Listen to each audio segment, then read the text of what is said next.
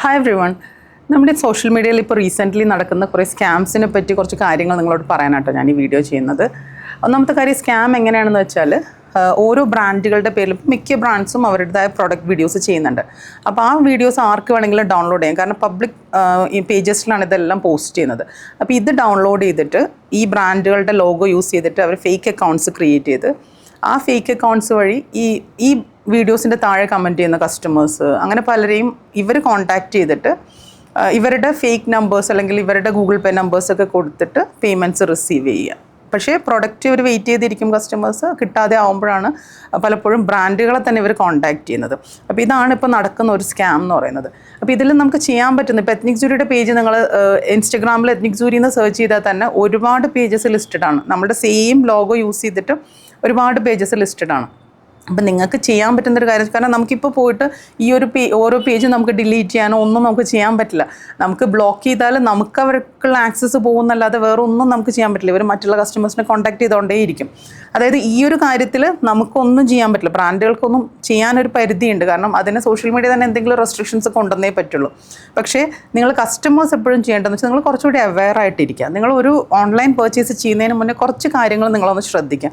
ഒന്നാമത്തെ കാര്യം, നിങ്ങളൊരു ഫോട്ടോയുടെ ഭംഗി കണ്ടിട്ട് നേരെ പോയിട്ട് ഒരു പ്രൊഡക്റ്റ് പെട്ടെന്ന് കയറി മേടിക്കാതിരിക്കുക. കാരണം ഇങ്ങനത്തെ മിക്ക ഫേക്ക് പേജസും ചെയ്യുന്നതെന്ന് വെച്ചാൽ അവരൊരു ഏർജൻസി ക്രിയേറ്റ് ചെയ്യും, എന്നിട്ട് ഇമ്മീഡിയറ്റ്ലി അവർ പേയ്മെൻറ്റിലേക്ക് കൊണ്ടുപോയി ചെയ്യുക മിക്കപ്പോഴും കസ്റ്റമേഴ്സിന്. അപ്പോൾ ഈ ഒരു ഭംഗിയുള്ള പ്രൊഡക്റ്റ് ഇപ്പോൾ 499, 599 എന്നൊക്കെ അട്രാക്റ്റീവ് പ്രൈസസിൽ കാണുമ്പോൾ നിങ്ങൾ പെട്ടെന്ന് ചാടിക്കയറി അത് സ്റ്റോക്ക് ഔട്ട് ആവും എന്നൊക്കെ പറഞ്ഞ് നിങ്ങൾ പെട്ടെന്ന് ചാടിക്കയറി പേയ്മെൻറ്റ് കൊടുക്കുക ചെയ്യുക. പക്ഷേ നിങ്ങളൊരു പ്രൊഡക്റ്റ് വാങ്ങുന്നതിന് മുന്നേ ആ ഫോട്ടോൻ്റെ ഭംഗിനേക്കാൾ ഉപരി അത് വിൽക്കുന്ന സെല്ലറിൻ്റെ ഒരു ജെന്യുവിനിറ്റി നിങ്ങൾ എപ്പോഴും ചെക്ക് ചെയ്യുക. അതിനിപ്പോൾ എളുപ്പമാണ്. നിങ്ങളിപ്പോൾ ഇൻ്റർനെറ്റ് യൂസ് ചെയ്യുന്നവർക്ക് വളരെ എളുപ്പത്തിൽ അത് ചെക്ക് ചെയ്യാം.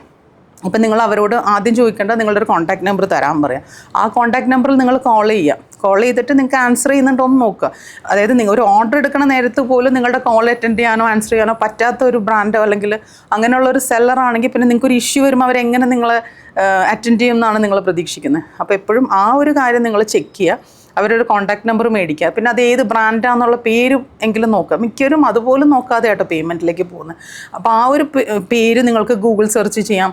അവരുടെ ഷോപ്പ് എവിടെയാണ്, അല്ലെങ്കിൽ അവരുടെ ലൊക്കേഷൻ എവിടെയാണ്, എന്ത് സ്ഥലത്ത് ബേസ് ചെയ്തിട്ടാണ് അവരവരുടെ ബിസിനസ് നടത്തുന്നത്, അവരുടെ GST നമ്പർ എന്താണ്, ഇങ്ങനെ പല കാര്യങ്ങളും നിങ്ങൾക്ക് ചെക്ക് ചെയ്യാം. ഇൻസ്റ്റഗ്രാമിൽ തന്നെ വെരിഫൈഡ് സെല്ലറാണോ, ഇങ്ങനെ പല കാര്യങ്ങളും നമുക്ക് ചെക്ക് ചെയ്യാം. എന്നിട്ട് മാത്രം നിങ്ങൾ പേയ്മെൻറ്റിലേക്ക് പോകുക. അപ്പോൾ ഒരു പേയ്മെൻറ്റ് നിങ്ങളുടെ ക്യാഷ് എടുത്ത് നിങ്ങൾ പേ ചെയ്യുന്നതിന് മുന്നേ ഇങ്ങനെ കുറേ കാര്യങ്ങൾ നിങ്ങൾക്ക് ശ്രദ്ധിക്കാം. പിന്നെ അതുപോലെ ഗൂഗിൾ പേ നമ്പർ അവർ തരും, അല്ലെങ്കിൽ QR കോഡ് തരും. അപ്പോൾ വരുന്ന പേരെന്താണെന്ന് നിങ്ങൾ ചെക്ക് ചെയ്യുക. മിക്കപ്പോഴും ഇപ്പം നമ്മളോട് കോൺടാക്ട് ചെയ്ത ചില കസ്റ്റമേഴ്സ് നമുക്ക് തന്നിട്ടുള്ള സ്ക്രീൻഷോട്ട്സ് വെച്ചിട്ട് മിക്കപ്പോഴും കുറേ ഹിന്ദി പേരുകളും കുറേ നോർത്ത് ഇന്ത്യൻ പേരുകളും, ഒരു നോർത്ത് ഇന്ത്യൻ ലോബിയൊക്കെയാണ് ഇതിൻ്റെ പുറകെ കൂടുതലും വർക്ക് ചെയ്യുന്നത്. അപ്പോൾ അങ്ങനെയുള്ള പേരുകളൊക്കെ ആയിരിക്കും. അപ്പോൾ നിങ്ങൾ ജസ്റ്റ് ഒന്ന് ആലോചിക്കുക. ഇപ്പോൾ കേരളത്തിലുള്ള ഒരു ബ്രാൻഡിന് നിങ്ങൾ പേയ്മെൻറ്റ് കൊടുക്കുന്ന പേര് എന്തുകൊണ്ട് ഇങ്ങനത്തെയാണ് അതുപോലും നിങ്ങൾ ചിന്തിക്കാതെയാണ് വലിയ എമൗണ്ട്സൊക്കെ 14,000, 15,000 ഒക്കെ കൊടുത്ത് പേ ചെയ്ത ആൾക്കാരുണ്ട്. അപ്പോൾ അതൊക്കെ നിങ്ങളൊന്ന് കെയർഫുള്ളി ശ്രദ്ധിച്ചിട്ട് മാത്രം നിങ്ങളൊരു പേയ്മെൻറ്റിലേക്ക് പോകുക. കാരണം നമ്മൾ അവെയറായിട്ടിരിക്കുക, നമ്മൾ കുറച്ചുകൂടി കെയർഫുള്ളായിട്ട് കാര്യങ്ങൾ ചെയ്യാന്നുള്ളതേ നമ്മളുടെ കൺട്രോളിലുള്ളതുള്ളൂ. മറ്റുള്ളത് ഒരിക്കലും നമ്മുടെ കൺട്രോളിലില്ല. കാരണം ഫേക്ക് പേജസ് ഇങ്ങനെ നമ്മളെത്ര ബ്ലോക്ക് ചെയ്താലും അവരിങ്ങനെ ക്രിയേറ്റ് ചെയ്തുകൊണ്ടേയിരിക്കും. അപ്പോൾ അതിന് ഗവൺമെൻറ്റോ അല്ലെങ്കിൽ സോഷ്യൽ മീഡിയയോ അതിന് ഒരു ആക്ഷൻ എടുത്ത് എന്തെങ്കിലും റെസ്ട്രിക്ഷൻസ് കൊണ്ടുവരാമെന്നല്ലാതെ നമുക്ക് യാതൊന്നും ചെയ്യാൻ പറ്റില്ല. അപ്പോൾ നമുക്ക് ചെയ്യാൻ പറ്റുന്നത് കസ്റ്റമേഴ്സിന് അവെയർനെസ് കൊടുക്കുക, അവർ കുറച്ചുകൂടി അവെയറായിട്ട് മാത്രം ഓൺലൈൻ പർച്ചേസസ് ചെയ്യുക എന്നുള്ളതാണ് കേട്ടോ. Okay, thank you.